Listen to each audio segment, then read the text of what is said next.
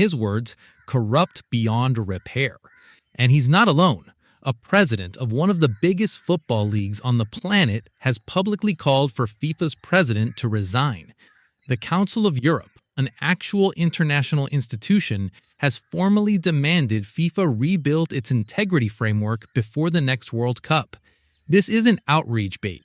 This is a genuine, growing movement in Europe questioning whether football's biggest institution can be trusted at all.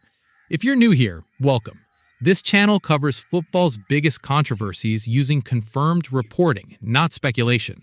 Today, we're covering a story that's bigger than any single match: the growing European movement to break away from FIFA entirely. We'll cover the incident that lit the fuse, who's joined the call since, what the Council of Europe just formally demanded, and why, despite all this noise, an actual breakaway is much harder than it sounds. To understand why Europe is this angry, you have to go back to one specific decision during this year's World Cup. USA striker Balagon was shown a red card during the tournament, which under normal FIFA rules should have triggered a mandatory one-match suspension. Instead, that suspension was lifted, clearing him to play in USA's quarterfinal against Belgium. What turned this from a footballing decision into a full-blown institutional crisis was the reported context behind it.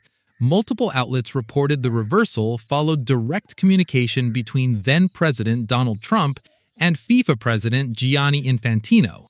Photos even circulated of Infantino ushering Trump off the stage so Spain could celebrate their eventual World Cup win. A small moment that, in this context, became a symbol of exactly the dynamic critics were accusing FIFA of. UEFA itself, European football's own governing confederation, publicly criticized the decision, calling it, in their words, unprecedented, incomprehensible, and unjustifiable, and warning it could set a dangerous precedent for how FIFA applies its own rules going forward. When UEFA, an organization that operates as one of FIFA's own 6 continental confederations, is using language that strong about its parent body, you know something has genuinely cracked. That crack turned into an open political demand a short time later. The UK's Liberal Democrats formally called on the English Football Association and UEFA to withdraw from FIFA completely. Party leader Ed Davey didn't hold back, describing FIFA as corrupt beyond repair and stating the only way forward is a coordinated withdrawal by the FA, alongside other European football bodies, to build a new governing structure entirely. Davey went further, accusing Infantino of crossing red lines repeatedly and of letting corporate greed exploit fans while damaging the integrity of the sport. The Lib Dems didn't stop at rhetoric. They tied it to concrete grievances fans are actually feeling. Ticket prices at this World Cup reportedly reached over £24,000 for finals-level demand pricing, driven by FIFA's dynamic pricing model. There were also reports of fans and even match officials being turned away at the border during the tournament. The party's core argument?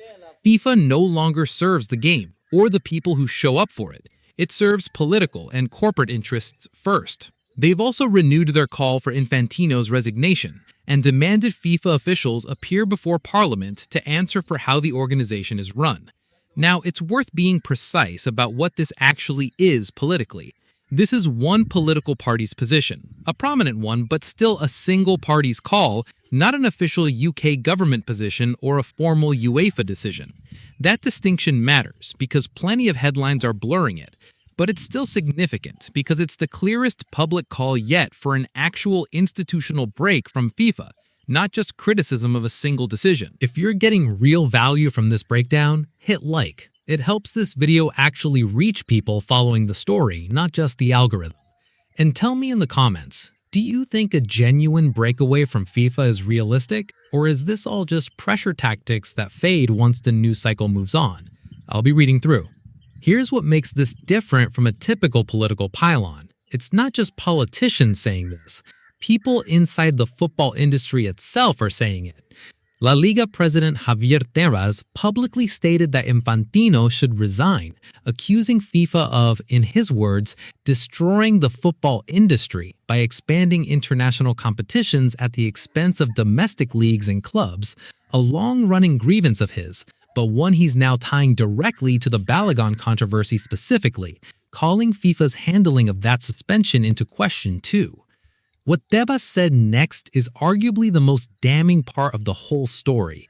He acknowledged that plenty of people inside football privately oppose Infantino and disagree with how he's running things, but pointed out that there's no serious opposition candidate willing to actually run against him because nobody wants to run just to lose. In his own words, the system is flawed from the ground up. That's not an outsider throwing stones.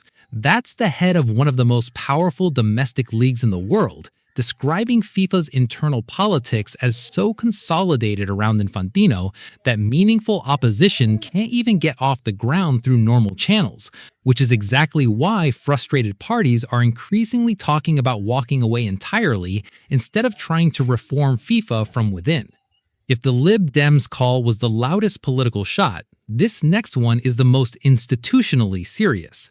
The Council of Europe, a real international body focused on human rights, democracy, and the rule of law across the continent, issued a formal rebuke of FIFA, demanding the organization build a strict integrity framework before the 2020 World Cup. Secretary General Alain Berset specifically warned that football's regulatory foundations have been compromised by aggressive commercial betting partnerships and unchecked political interference. The council pointed directly at the Balagon reversal as the clearest example of what they call the catastrophic failure of institutional autonomy. The idea that if disciplinary rulings can be suspended under political pressure once, every subsequent result becomes open to legitimate doubt. This is a meaningfully bigger deal than a single-party statement. The Council of Europe is a multinational institution weighing in on FIFA's governance the same way it would weigh in on judicial independence or press freedom in a member state. That's the scale this controversy has reached. So, realistically, could this actually happen? Here's the honest complication. As of right now, UEFA is still fully operating as one of FIFA's 6 continental confederations. Its criticism has been sharp, but it hasn't taken any formal step toward withdrawal. The Lib Dems call is a political demand, not a decision made by the FA or UEFA's own governing structures. And this isn't the first time FIFA has faced this kind of pressure. Back during the Sepp Blatter era, top European football officials, including the heads of the Dutch and English federations, publicly called for Blatter to step down amid corruption allegations tied to the 2018 and 2022 World Cup bidding process. Blatter stayed in power for years after that pressure campaign began. FIFA also weathered a genuinely massive corruption scandal that led to suspended bidding processes and real criminal indictments, and the organization is still standing, still running World Cups, still commercially dominant. So, history suggests loud European criticism, even from serious institutional voices, doesn't automatically translate to structural change.